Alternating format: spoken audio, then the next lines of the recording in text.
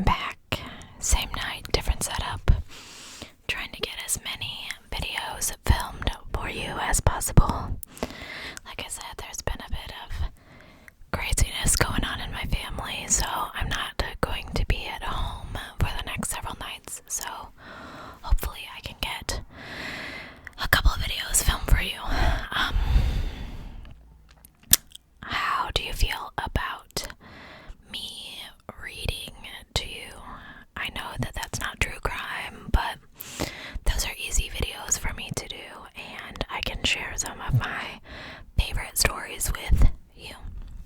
Anyway, so tonight we're going to talk about a case that I have had in my file for a while.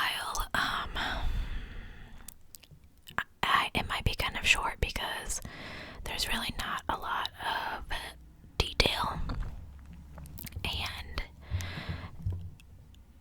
I really don't 100% know what I think, so I am curious to see what you guys think. Tonight we're going to talk about Zebb Quinn. He was born May 12th of 1981. He was 18 years old when he disappeared. He was involved with the ROTC program while a student at Robertson High School.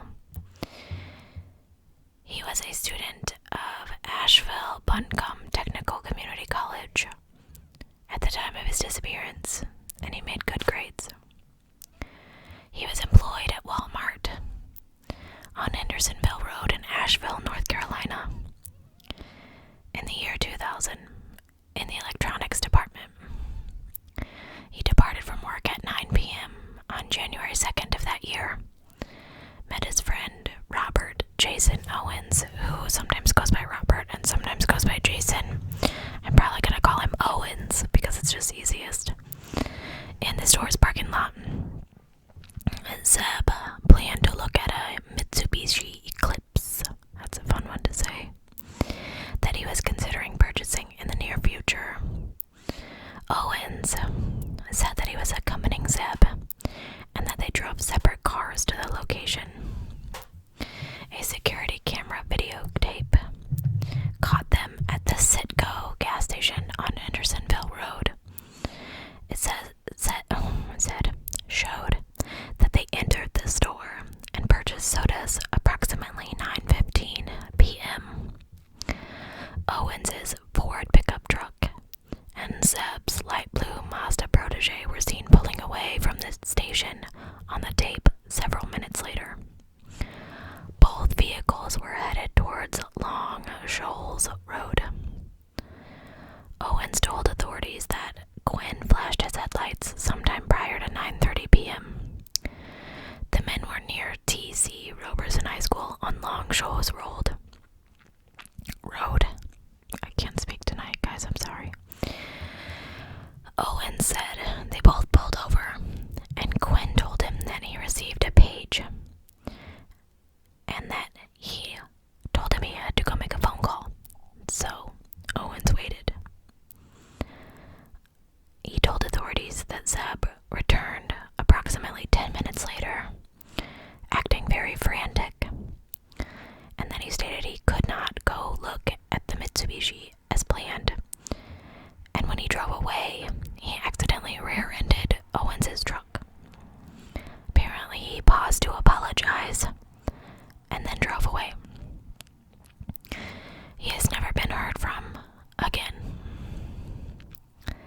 He took no clothes, no contact lenses, solution, no extra money, nothing that could indicate that he was going away. He liked his job and was in close touch with his mother and sister prior to his disappearance. I'm just going to talk about this as I go. I understand in the year 2000 there weren't cell phones. There were pagers, I know because I had one.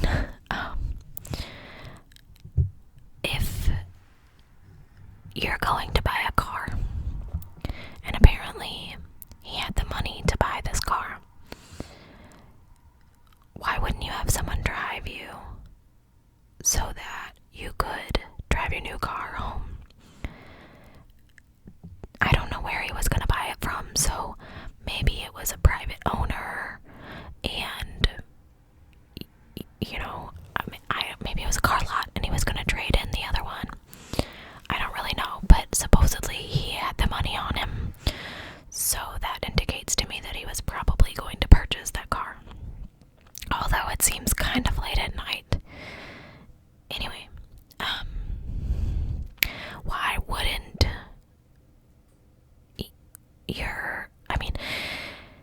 why wouldn't your friend follow you to the phone and then you could just continue onward? And I don't know, I think it's weird that they were in separate cars. Apparently they did verify that he actually did get a page and from where it was from, so we're going to talk about that. So, here's another weird. Owens was treated for head injuries and a broken rib that he claimed incurred during an unrelated accident a couple hours later, so the early morning hours of January 3rd, several hours after he last saw Zebb. Owen stated the accident occurred near the Waffle House on Long Shoals Road, but no accident report had been filed anywhere in the county. However, and the injuries were not consistent with a vehicle collision. So I'm going to twist a little bit more for you. Owens called Walmart on January 4th, pretended to be Zebb, and reported that Zebb was sick and would not be arriving for his shift that day. He later admitted that he made the call, but that he'd done it because Zebb had asked him to. After giving his initial statement about the disappearance, he refused to cooperate further with the police. So, following that bizarre phone call, authorities reached out to Misty Taylor. Apparently, she was a woman with whom Zebb had recently become romantically involved. They soon discovered that she had another boyfriend. His name was Wesley Smith, and according to Zebb's family and friends, this guy had a history of violence and had previously threatened Zebb. I'm going to take another twist for you. It's like a spiral. We're just going to keep going.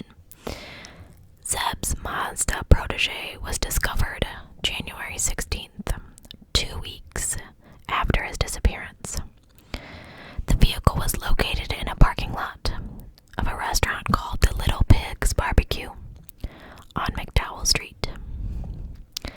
A plastic hotel key and a female black Labrador mix puppy, approximately 3 months old, alive, were found inside the car, as well as several empty drink bottles, hair, and a jacket that did not belong to Zebb. The dog wasn't his either, and apparently one of the officers who investigated this case adopted it, so that's good. Keep going, keep twisting with me. A large pair of lips and 2 exclamation points had been drawn in orange/pink lipstick on the window of the rear windshield. The headlights were on, and the driver's seat was adjusted for someone much shorter than Zebb. There was no sign of him at the scene. Apparently, the vehicle was parked nearby to Mission St. Joseph's Hospital, where Zebb's grandmother, mother, and sister all worked. Apparently, a couple later called the local police to report that they had seen his car being driven in downtown Asheville and assisted the police in producing a composite image of this person. The police would later note that the sketch bore a striking resemblance to Misty Taylor. Remember, they're dating at this point. Authorities believe that foul play was involved in Zebb's disappearance and began investigating his case as a homicide. In 2009, they collected hair, saliva, and a fingerprint sample from Misty Taylor, but stated that Misty is not a suspect in his disappearance. Police eventually traced the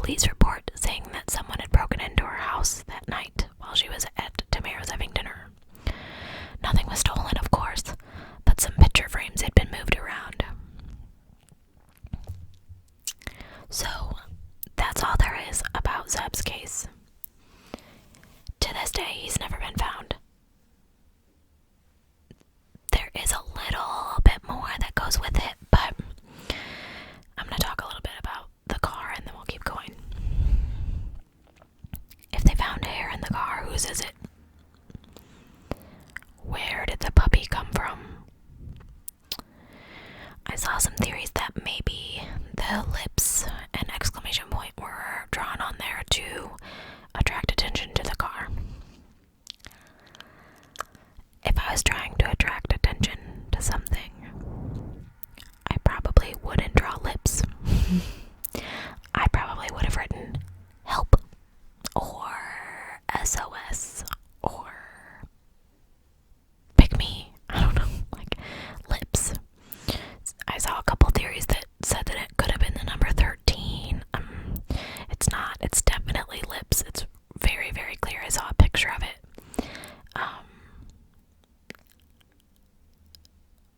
Who broke in the aunt's house? Why would they page Zebb? He must have talked to someone if he was frantic. I don't believe that guy's story for a minute.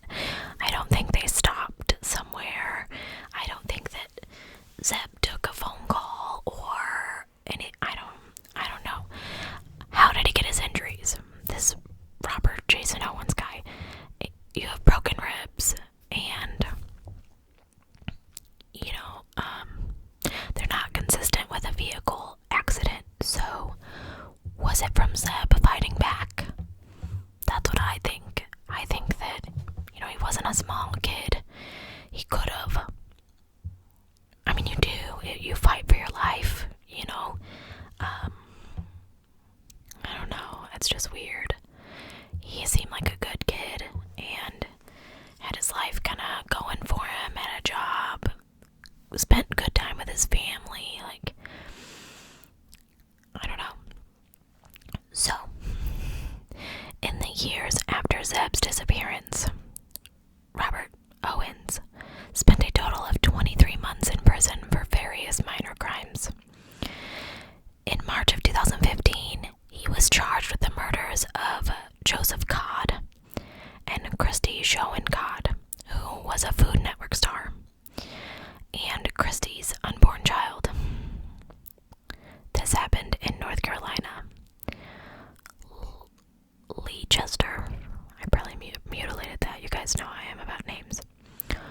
Owens had been the couple's friend, and they'd hired him to work on their home, and apparently thought enough of him that they invited him to their wedding. So they hired him for some construction, and they were reported missing on March 15th.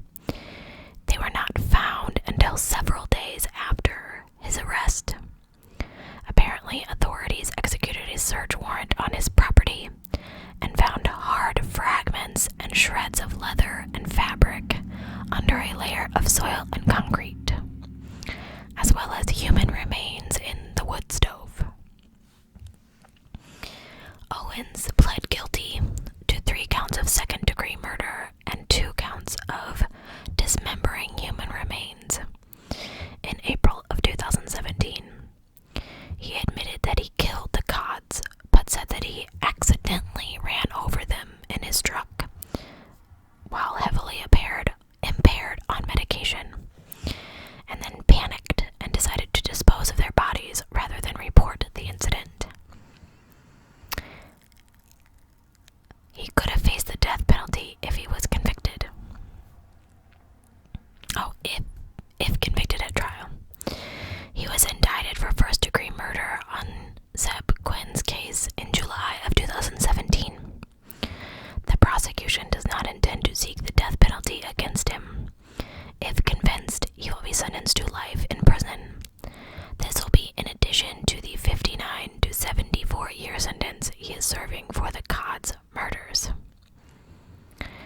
Owens said that a family member, whom neither the defense nor the prosecution name in official documents, killed Zebb and then dismembered him and burned the remains.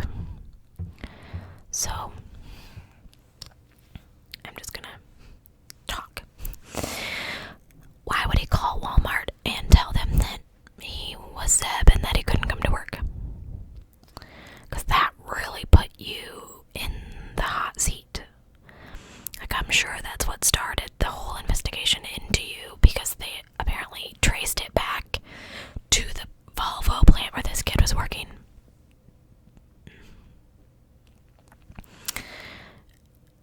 How do you run over 2 people with your truck?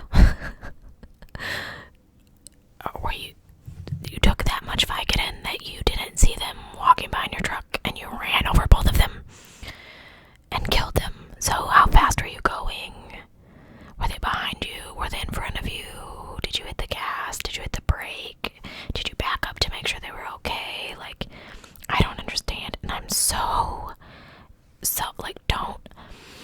so sorry to these people's families. Like, I don't mean to make jokes, that's just how I deal with things. I'm so sorry for this family, and they lost their daughter and their unborn child and their son-in-law, and I can't. So he never admitted to killing Zebb. He hasn't been to trial yet. This guy, I wanted to say kid, but he's not a kid anymore, is just sitting in prison, taking up tax dollars, getting free meals and maybe a college degree, and possibly murdered for, because I believe that a fetus is a person. People.